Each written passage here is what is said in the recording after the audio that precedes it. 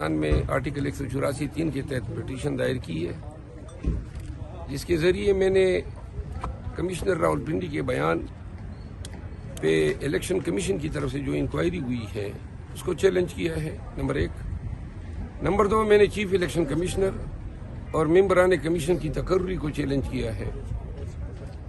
چونکہ قانون یہ کہتا ہے کہ کوئی بھی سول سروینٹ 2 سال ریٹائرمنٹ کے بعد ری امپلائی ہو سکتا ہے۔ تو چیف الیکشن کمشنر خود جسٹس اکرام اللہ خان یہ 6 مہینوں کے اندر جو ہے دوبارہ انہوں نے ری امپلائمنٹ حاصل کی۔ پھر ایک قانون یہ بھی ہے کہ جو پنشن لیتا ہو وہ سرکار سے دوسری تنخواہ نہیں لے گا، اور اسی طرح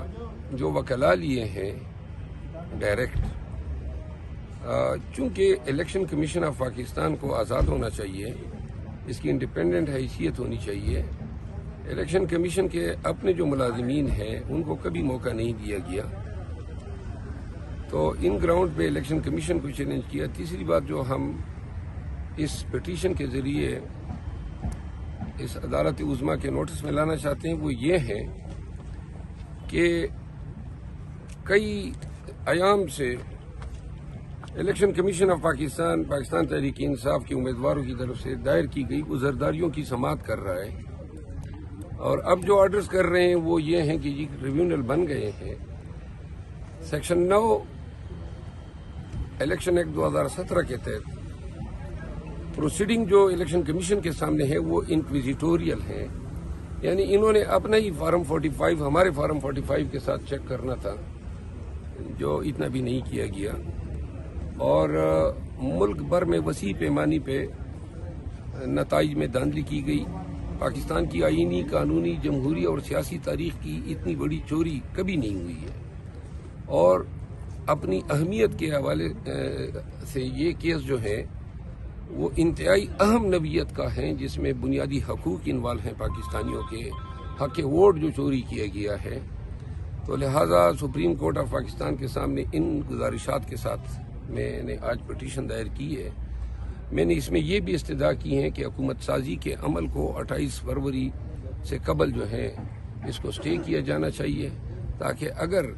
جینوئن جو امیدواران ہیں جو جیتے ہوئے ہیں ان کی ممبرشپ ریسٹور ہوتی ہیں تو پورے یہ جو لینڈسکیپ ہے حکومت سازی کا وہ تبدیل ہوتا ہے۔ ہم نے اپنے تئیں بحیثیت سپریم کورٹ آف پاکستان کے ایک وکیل کے اور بحیثیت ممبر نیشنل اسمبلی آرٹیکل 5 آئین کے تحت یہ میری ایک ڈیوٹی ہے کہ میں ایسے سگنیفیکنس معاملات پہ اپنے فرائض ادا کروں، تو لہٰذا میں نے پٹیشن آج دائر کر دی ہے۔ امید ہے کہ جلد یہ بینچ کے سامنے مقرر ہوگی۔ اس میں انتہائی اہم نوعیت کے معاملات میں نے اٹھائے ہیں، اور جس پہ پاکستان کی سیاسی اور جمہوری تقدیر جو ہے وہ انحصار کرتی ہے۔ امید ہے کہ سپریم کورٹ آف پاکستان کی میری استدعا تو یہ ہے کہ پوری سپریم کورٹ اس کو سنے، کیونکہ اس سے اہم نوعیت کا مقدمہ کبھی آیا ہی نہیں ہے۔ اچھا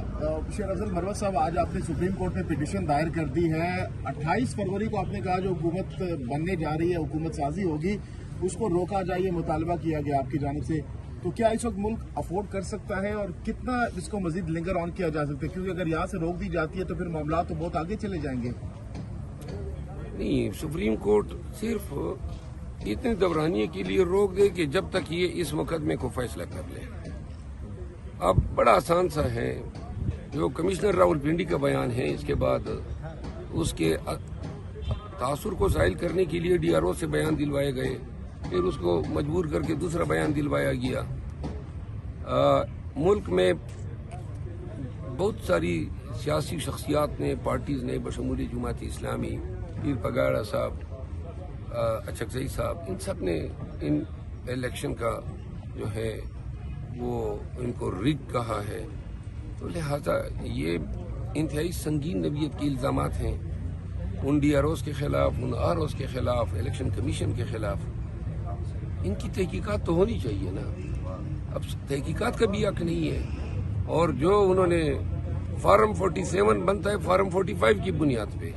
آج تک ایک فارم 45 نون والے، پیپل پارٹی والے، MQM والے میڈیا کے سامنے نہیں لا سکے ہیں کہ جی یہ ہمارے فارم 45 ہے، اور ہم اپنے سارے فارم 45 بھی لائے ہیں، دیگر آزاد امیدواران کی بھی لائے ہیں، پولیٹیکل پارٹیز کی بھی لائے ہیں، ایک ہی حلقے میں۔ اب 24 فارم 45 ایک جیسے ہیں، اور فارم 47 جو ہے وہ کس فارم 45 پہ بنائے ابھی تک نام ہی علم ہے، نہ الیکشن کمیشن آف پاکستان کو علم ہے۔ تو لہٰذا اس کی جانکاری ہونی چاہیے، ان کو حکومت بنانے کی جلدی ہے۔ آج جو پنجاب اسمبلی میں اجلاس بلایا ہے، اس سے یہ تاثر مل رہا ہے کہ ان کو شاید سمجھ آ رہی ہے کہ اب وہ اگر تاخیر ہوتی ہے تو حکومت نہیں بنا پائیں گے،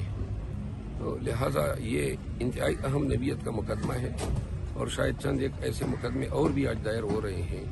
ان سب کو یکجا کر کے سپریم کورٹ آف پاکستان سے التجا ہے کہ اس کو سنیں۔ PTI کی جانب سے احتجاجی کال دی گئی ہے پنجاب اسمبلی کے باہر، تو کیا آج کے دن احتجاج کرنے سے کوئی فائدہ ہوگا؟ کیونکہ نون لیگ ایک کلیم کر رہی ہے کہ ہم نے نمبرز پورے کر لیں، بلکہ 200 کی فگر اس وقت بتائی جا رہی ہے جو کہ ان کے پاس ہے ممبران۔ یہ 300